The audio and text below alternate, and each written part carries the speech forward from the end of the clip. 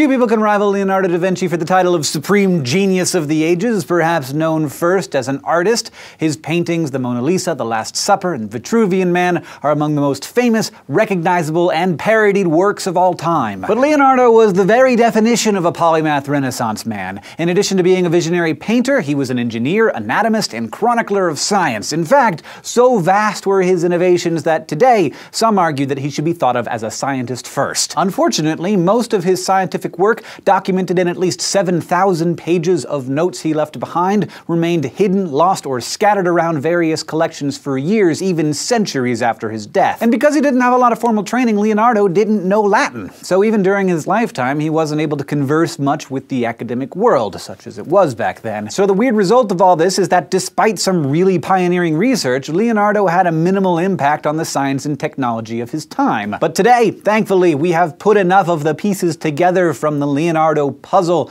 to really see how ahead of his time he was in many ways, and in fact, we're still learning from him. I mean, looking back, it seems like naming a Ninja Turtle after him was the least we could do.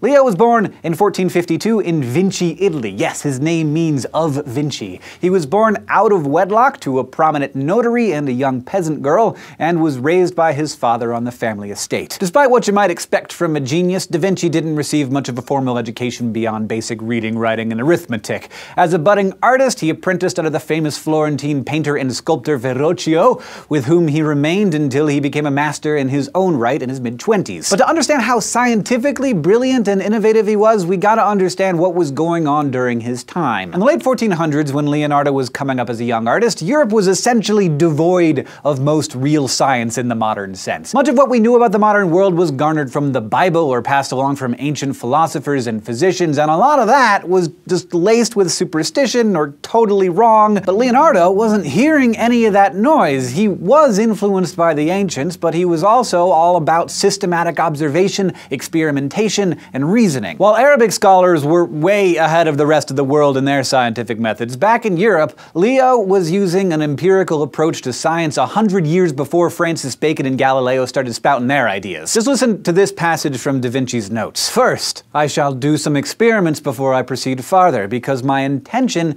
is to cite experience first, and then, with reasoning, show why such experience is bound to operate in such a way. And this is the true rule by which those who speculate about the effects of nature must proceed." This sounds pretty obvious now, but at the time, in Europe, it was unheard of. But probably the most brilliant thing about Leo was his ability to both observe and really meticulously record, in words and in beautiful illustrations, the natural world. These two skills combined in one of his greatest scientific passions, his study of flight. He observed all kinds of different birds, analyzing their muscles and how their feathers functioned. He did dissect them and record what he saw, but he also was known to just buy caged birds and let them loose. Then he began to think, if a bird can fly, then maybe a human can too. This was a possibility that held particular fascination for Leonardo. He captured all of his designs and observations in notebooks, which he often organized by subject in volumes known as codices. In the early 1500s, he put together one all about flight, called the Codex on the Flight of Birds. It's over 35,000 words and contains 500 sketches relating to bird flight, gravitational theory,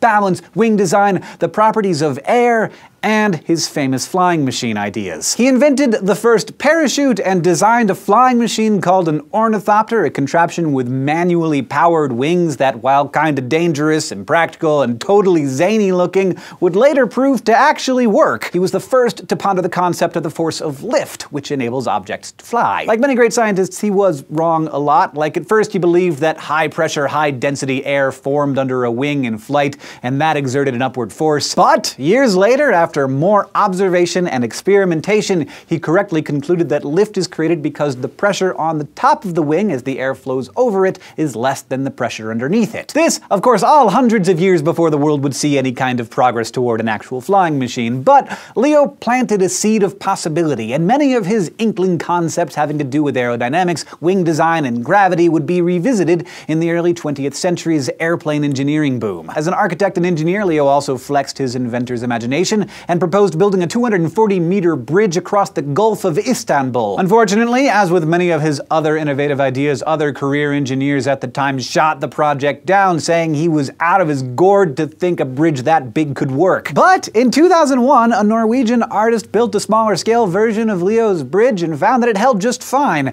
Now, plans are in the works to construct the real thing back in Istanbul. Take that, haters. Leonardo was also intrigued by all forms of water, be they ice, liquid, or steam. He drew up plans for different kinds of water wheels, a steam-powered cannon, a humidity measuring device, and various machines that could run off the power of flowing water. He also drafted early designs for underwater breathing devices like the iconic diving hood and mask, and different diving bell designs, as well as the first life preservers and dredges for digging harbors. Leonardo might have been the greatest inventor the world has ever or will ever know, but virtually all of his inventions were either too complicated for the technology of the time or too expensive to attempt without a wealthy patron. All this flitting around to different disciplines frustrated some of his artist cronies, who saw him as a brilliant but flighty procrastinator too easily distracted by his scientific interests when he should have been out there cranking out more masterpiece paintings. But none of Leo's pursuits combined his passion for both art and science better than his pioneering study of anatomy,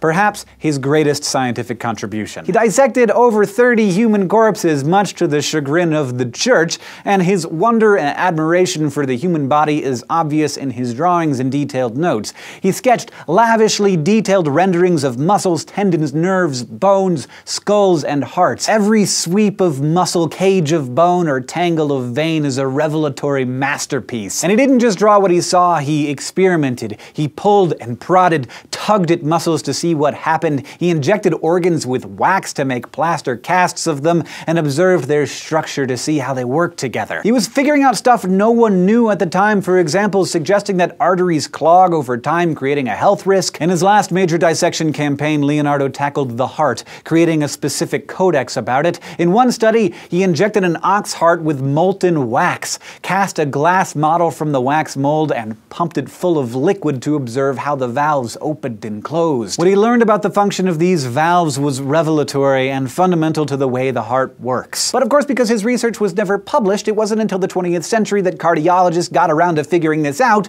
and when they did, they confirmed that Leo was absolutely right about the shape and function of these valves. In fact, his detailed accounts of the mitral valve, which connects the left atrium of the heart with the left ventricle, have recently been reanalyzed by modern cardiologists, inspiring ideas on how to restore the natural opening and closing of damaged valves. Even with today's technology, physicians are still learning from Da Vinci's 500-year-old observations. Leo intended to publish his anatomical studies, but for reasons we're still not sure of, this never happened during his lifetime. Instead, his collection of drawings was kept private for decades, until a bound volume of some 600 of his sketches mysteriously appeared in Britain in the late 1600s. Many believe that if his anatomical collections had been published in his lifetime, Leonardo would have been hailed as one of the key founders of anatomy instead of only a footnote. Like many of the great minds we've learned about here on SciShow, Leonardo was an interdisciplinary genius whose contributions to science weren't recognized until long after his death. But there is a lot that we can still learn from him. The integration of disciplines, the power of observation and recording, the recognition that nature can be inherently beautiful and operates as an interdependent web that connects all systems